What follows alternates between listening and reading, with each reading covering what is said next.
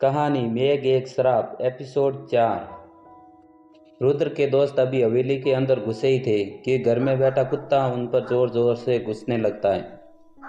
कुत्ते को भौंकता देखकर पीयूष डर जाता है और कहता है, यार ये हम पर इतना क्यों भौंकता है, जैसे हम कोई भूत हो। अच्छा, हमारा टाइगर हमसे नाराज है। ओहो, नाराज होना भी बनता है। हमने अपने दोस्तों से जो नहीं मिलाया इसको, रुद्र ने कहा। रुद्र उसके पास जाता है और उसकी गर्दन पे हाथ फेरता हुआ कहता है, इससे मिलिए, ये है हमारा टाइगर और दादाजी का रखवाला। अरे वाह, बड़ा गजब का नाम है, नाम भी शेरों वाला, पीयूष ने हंसते हुए कहा। सिर्फ नाम भी नहीं, काम भी शेरों वाले हैं। और ये अच्छों अच्छों को डरा देता है। हाँ सही कहा, अभी अभी एग्जाम्पल देखा है हमने, अनन्या ने हंसते हुए कहा। वहीं पर हॉल में रुद्र के दादाजी व्हील चेयर पर बैठे हुए थे। रुद्र अपने सभी दोस्तों को उनके पास ले जाता है और कहता है, ये मेरे दादाजी हैं। ये बोल नहीं सकते और ना ही चल सकते हैं, इन्हें लकवा हुआ है। सब लोग दादाजी के पैर पड़ने लगते हैं। रात हो चुकी थी और सभी लोग मिलकर डाइनिंग टेबल पर बैठे हुए थे। तो पीयूष ने खाने के बर्तनों से ढक्कन हटाया तो उसके मुंह में पानी आ गया। डाइनिंग टेबल पर पनीर की सब्जी और दाल, तंदूर की रोटी और रायता, प्याज, सलाद, सब। मीठे में गुलाब जामुन रखा हुआ था।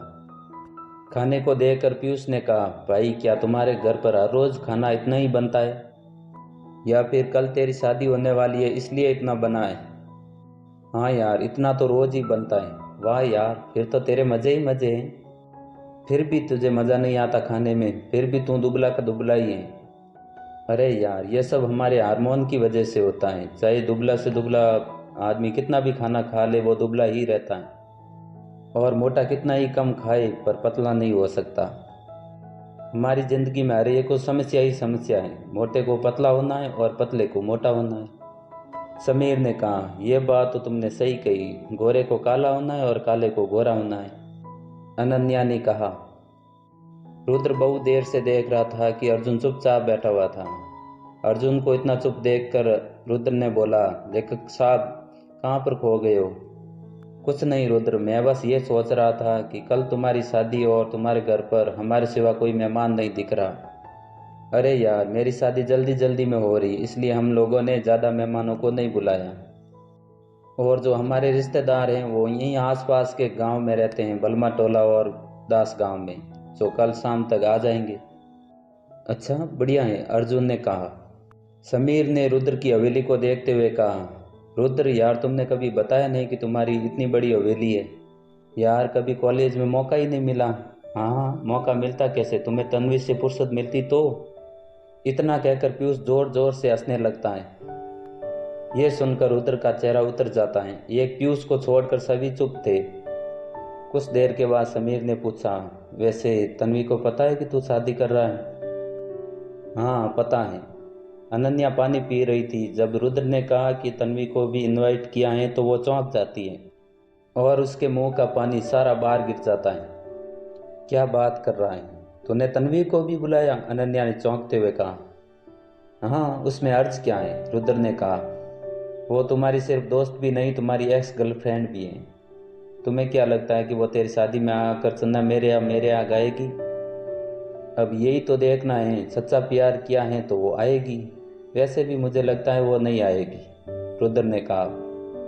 वैसे रुद्र तू सही कह रहा है, उसे आना होता तो वो कब की आ जाती। वैसे भी अब रात की 9 बज चुकी है, अब वो नहीं आएगी। और कल तो तेरी वैसे ही शादी है, अर्जुन ने कहा।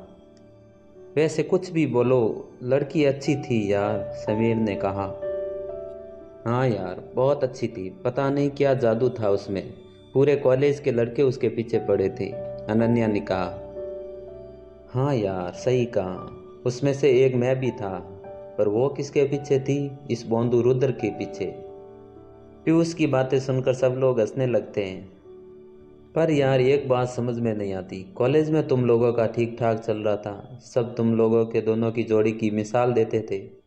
और फिर फाइनल ईयर में ऐसा क्या हुआ कि तुम लोग अलग हो गए, और ऐसे हुए कि 1 साल तक तुम दोनों ने आपस में बात तक नहीं की, और यहाँ तक कि एक दूसरे का चेहरा भी देखना पसंद नहीं करते थे। अचानक ऐसा क्या हो गया था? अनन्या ने पूछा। क्या है, कुछ बातों को राज ही रहने देना चाहिए, वरना वो बातें खुलती हैं तो तकलीफ भी देती हैं। और वैसे भी मेरी ज़िंदगी कोई खुली किताब तो है नहीं कि हर कोई पढ़ेगा। अरे ओ दूल्हे राजा, बातों को घुमा मत, सीधा सीधा बता तुम्हारा ब्रेकअप कैसे हुआ? समीर ने पूछा। देख भाई समीर यार, मुझे ना उन पुरानी बातों को याद कर कर उन पर रोना ठीक नहीं लगता। अब मैं उस समय के बारे में सोचकर अपना समय बर्बाद नहीं करना चाहता यार, क्योंकि मुझे पता है कि अब वो समय वापस आने वाला नहीं है और ना ही मैं उस वक्त को बदल सकता हूँ। इसलिए कुछ बातों को भूल जाए, इसी में सबकी भलाई है। पीयूष ने बात बदलते हुए कहा। ये राम काका कहाँ चले गए? वो जो बाहर गार्डन है ना, उसी के पास उनका घर है। वो रात के समय वहीं पर रहते हैं। यार बाहर क्यों, अंदर क्यों नहीं रह सकते? इतनी बड़ी हवेली है, कहीं भी रह सकते हैं वो। ये तो मुझे नहीं पता, पर शायद रखवाली के लिए। पर तुम्हें पता है मेरे राम काका बड़े एंटिक इंसान हैं। इन्हें तो राइटर होना चाहिए था, बड़ी मनगढ़ंत कहानियां सुनाते। मतलब मैं कुछ समझा नहीं, कहना क्या चाहते हो तुम लोग? राम काका ने एक औरत की कहानी सुनाई थी जो मेघ गांव में जलकर मर गई थी। रुद्र ने धीरे से कहा। बेटा वो कहानी नहीं, हकीकत है। पीयूष ने डरते डरते धीरे से कहा। क्या सही में उसकी आत्मा यहाँ पर भटकती है? हाँ भाई, और जो उसकी मजाक उड़ाता है ना, वो उसके शरीर में प्रवेश करती है। रुद्र की बातें सुनकर अनन्या हंसने लगती है और कहती है, बस रुद्र अब कितना डराएगा इसे, इसकी हवा टाइट हो गई है, दिख नहीं रहा? यार ऐसे मजाक मत किया कर प्लीज, पीयूष ने हाथ जोड़ते हुए कहा। रुद्र कुछ बोलता उससे पहले समीर बोलता है। यार अब पेट पूजा तो हो गई, अब सोने का इंतजाम कहाँ किया है ये बता। यार इतनी बड़ी हवेली है मेरी, जहाँ मन करे वहाँ सो जाना। वैसे मैं सोच रहा था कि आज हम लोग सब एक साथ हॉल में सोए। हाँ ये अच्छा आइडिया है, सब लोग मिलकर बात भी करेंगे। पूरे 4 साल बाद मिल रहे हैं। हाँ यार, पता भी नहीं चला 4 साल कैसे निकल गए। कॉलेज पूरा होने के बाद सभी लोग अपने अपने काम में लग गए। पर अच्छा हुआ कि रुद्र की शादी तय हो गई और सभी लोग एक बार फिर मिल गए। वैसे रुद्र तू ना एक काम कर, हर साल शादियाँ किया कर, ऐसे में हमें मिलने का मौका मिल जाएगा, अनन्या ने हंसते हुए कहा। पहले एक शादी तो हो जाए, रुद्र ने हंसते हुए कहा। रात हो चुकी थी, सभी लोग सो रहे थे। अनन्या सोफे पर सो रही थी और सभी लड़के नीचे सो रहे थे। तभी पीयूष की नींद खुलती है और वो हॉल में लगी घड़ी की तरफ देखता है। उस घड़ी में 12 बजने में सिर्फ 1 मिनट बाकी था। थोड़ी देर में 12 बजते ही उस घड़ी में टन टन करके 12 बार आवाज़ आती है। थोड़ी देर बाद उसे पायल बजने की आवाज़ सुनाई देती है। पीयूष को लगता है कि ये उसका वहम है, पर थोड़ी देर बाद और तेज़ पायल की आवाज़ बजती है। पायल की आवाज़ अब ऐसे आ रही थी जैसे कोई लड़की पायल पहनकर भाग रही हो। छन छन छन। पीयूष को डर लगने लगता है। उसके पास में ही समीर सो रहा था। वो समीर को हाथ मार कर उठाता है। समीर समीर उठ। क्या हुआ मोटे? समीर ने नींद में ही कहा। वो किसी लड़की की पायल बजने की आवाज़ आ रही। पीयूष ने डरते हुए कहा। अबे तो मैं क्या करूं? भाई तुम उठ के देख लो ना। समीर उठ जाता है और पीयूष को प्यार से बाहों में भरते हुए कहता है, मेरे बाबू को डर लग रहा है। इतना कहकर समीर जोर जोर से हंसने लगता है। इतने में कोई दरवाज़ा पीटने लग जाता है। खट खट खट खट। ये आवाज़ सुनकर समीर और पीयूष दोनों डर जाते हैं। वो दोनों डर डर कर बाकी सबको उठा देते हैं। बस अभी तक सिर्फ रुद्र सो रहा था।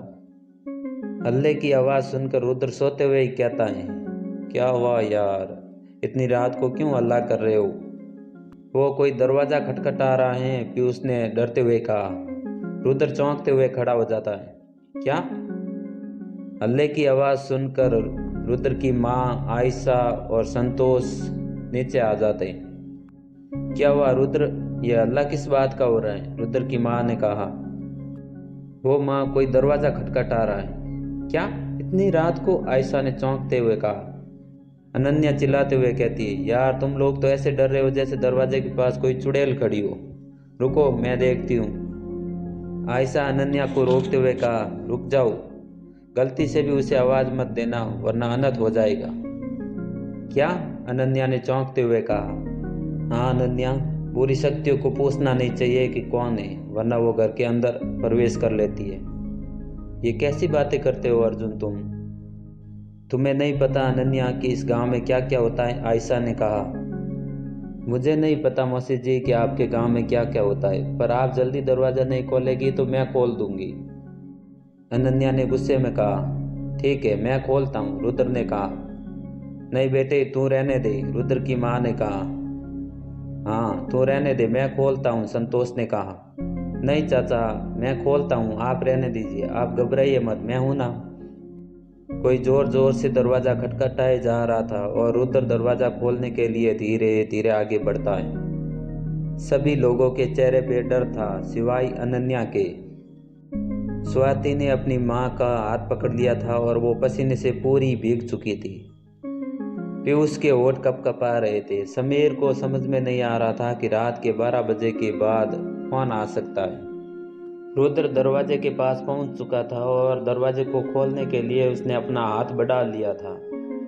वो जैसे ही दरवाज़ा खोलने वाला था कि फिर से दरवाज़ा खटखटाने की आवाज़ जोर जोर से आने लगती है। खट खट खट खट खट खट। इससे आगे की कहानी आपको इससे अगले भाग में मिलेगी। हमारे चैनल पर नए हैं तो प्लीज़ हमारे चैनल को सब्सक्राइब ज़रूर करें ताकि ऐसी नई नई कहानियाँ आपके पास सबसे पहले पहुँचे।